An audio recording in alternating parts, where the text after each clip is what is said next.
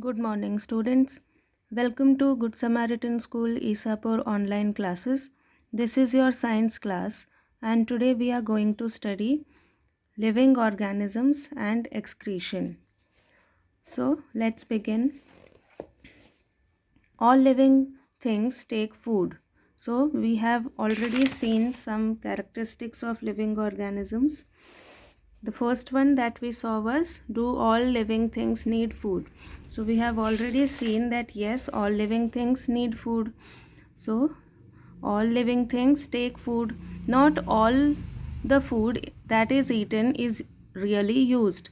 Only a part of it is utilized by the body. What happens to the rest? This has to be removed by the body as wastes. Our body also produces some wastes in other life processes. The process of getting rid of these wastes by the living organisms is known as excretion. So you have studied this in the process of digestion. So the removal of waste from the body is known as excretion. Do plants also excrete? Yes, they do. However, the mechanism in plants are a little different. Some harmful or poisonous materials do get produced in plants as wastes. Some plants find it possible to store the waste products within their parts in a way that they do not harm the plant as a whole. Some plants remove waste products as secretions. So it depends from plant to plant. Some remove it as secretion. Secretion is nothing but to produce some substance as and then remove it. It comes out from the body. That is like from the body or from some organ, like our salivary gland secretes saliva. So that way, that is secretion. Excretion is another characteristic common to all living things. Do all living things reproduce their own kind? Let's read this. Have you ever seen nests of some birds like pigeons? Many birds lay their eggs in the nest. Some of the eggs may hatch and young birds come out of these. So in this picture you can see birds lay eggs which after hatching produce. So there are eggs, and these eggs when once they hatch, a baby bird will come out of it. And here you can see the young ones. The bird is feeding her young ones. Animals reproduce their own kind. So in this picture you can see from the dog a puppy will come with, they are of their own kind. Puppies are looking the same as the dog, but the size is smaller because they are small. From the cat you get kittens, and so on. From the cow also you can see a calf has come. So the mode of reproduction may be different in different animals. Mode of reproduction may be different, the way by which the baby is reproduced, but all of them are alike, like their parents. Okay. Some animals produce their young ones through eggs. Some animals gives birth to the young ones. So this point also you have seen in your 5th class. Plants also reproduce. Plants, like animals, plants also differ in their mode of reproduction. Many plants reproduce through seeds. So their way of reproducing the new one is also different. So plants produce seeds, and which can germinate and grow into new plants. So germination also you have studied, right? So a seed germinates and then a young plant is produced. So a seed from a plant germinates into a new plant. So you can see the steps also.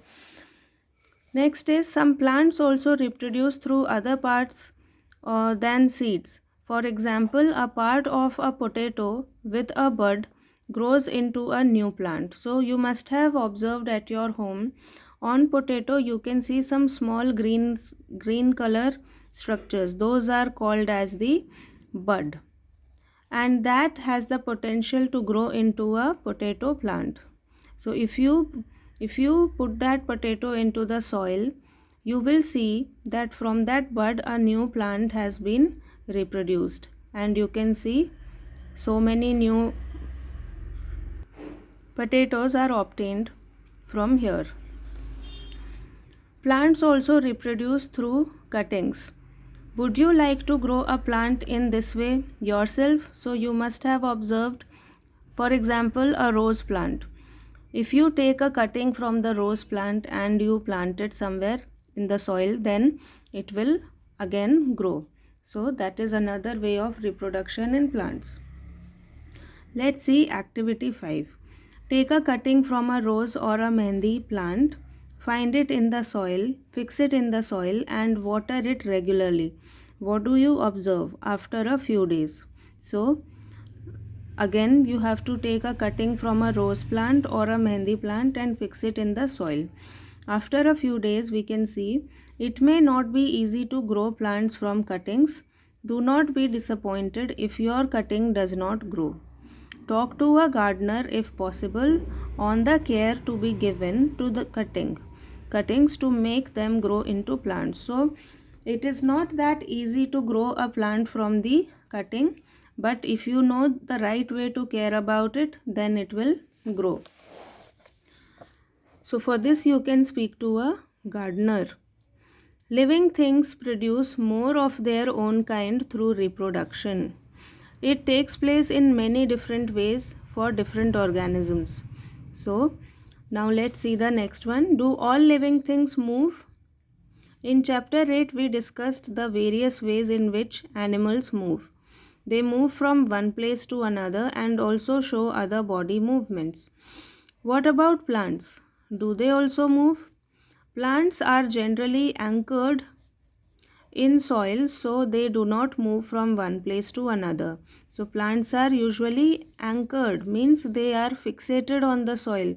The roots hold on to the soil, so they do not move from one place to the other. However, various substances like water, minerals and food synthesized by them move from one part of the plant to other. But in the plant, in its body, the components which are used like water, minerals and the food, that is moved from one part to the other. Have you noticed any other kind of movement in plants? Opening or closing of flowers? Do you recall how some plants show movement in response to certain stimuli? So we have seen touch me not plant or mimosa, that shows movement when you touch it. So the touching is the stimuli and it closing its leaves is the response. We studied that, so that is also a movement. We also have some non-living things moving, of course, a bus, car, a small piece of paper, clouds, and so on. Is there something different in these movements from the movements of the living beings? There is such a variety of living organisms, but all of them show some common characteristics, as we have discussed. So, all of them show different characteristics. For like we just saw, the movement of only components in plants, but animals can move from one place to other.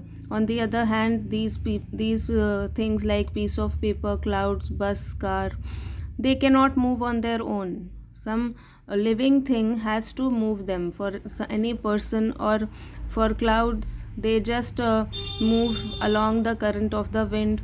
So we see that they cannot move on their own, so they are different than living things.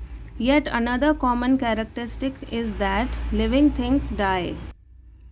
Because organisms die, particular types of organisms can survive over thousands of years only if they reproduce their own kind. One single organism may die without ever reproducing, but the type of organism can exist only if there is reproduction. So if there is no reproduction, then that whole type of organism will be diminished. It will die eventually, getting old, right? But if they reproduce, what will happen? They keep on reproducing their own kind, and that way they ensure that their own type is never extincted, right? Next we see that all living things seem to have some common characteristics. They all need food, respire, respond to stimuli, reproduce, show movement, grow, and die. Do we find some non living things that also show some of these characteristics? Cars, bicycles, clocks, and the water in the river move. The moon moves in the sky. A cloud grows in size right in front of our eyes. Can such things be called living? We ask ourselves, do these objects also show all the other characteristics of the living things? So, if you ask yourself that, the answer would be no. These do not show all the other rest of the characteristics that we saw. So, therefore, they are not living organisms. In general, something that is living may have all the characteristics that we have discussed, while non living things may not show all these characteristics at the same time. So, all the characteristics are to be seen to know if a thing is living or non living. Is this always true? Do we always find that living things definitely show all the characteristics of the living that we saw, that we have discussed? Do we always find that non living things may show only some of these characteristics and never all of them? To understand this a little better, let us look at a specific example. Consider any seed, say moong. Is it living? It can stay in a shop for months and not show any growth or some of the other characteristics of life. However, we bring the same seed and plant it in soil, water it, and it turns into a whole plant. Did the seed need food? Did it excrete, grow, or reproduce when it was in the shop for many months? No, it did not. We see that there can be cases when we cannot easily say that a thing has all the characteristics that we have discussed for it to be called living. So, what then is life? If not this way, because for some we cannot reason out because they do not show the features, then what is life? Push your hand deep inside a sack of wheat. Do you find it? It is warm inside. There is some heat being produced inside the sack of wheat. The seeds respire and in that process gives out some heat. We see that respiration is a process that takes place in seeds even when some of the other life processes may not be very active. So, seeds also respire. It may not be very easy to answer our question, what then is life? However, looking at all the diversity of living beings around us, we can conclude that life is beautiful. So, we have studied this. Now, for your homework, children, you will name some animals and their young ones, and you will name some plants which reproduce from their cuttings. Okay, so give 5 such examples which grow from a cutting. So, I hope you understood this. We will meet again in the next class.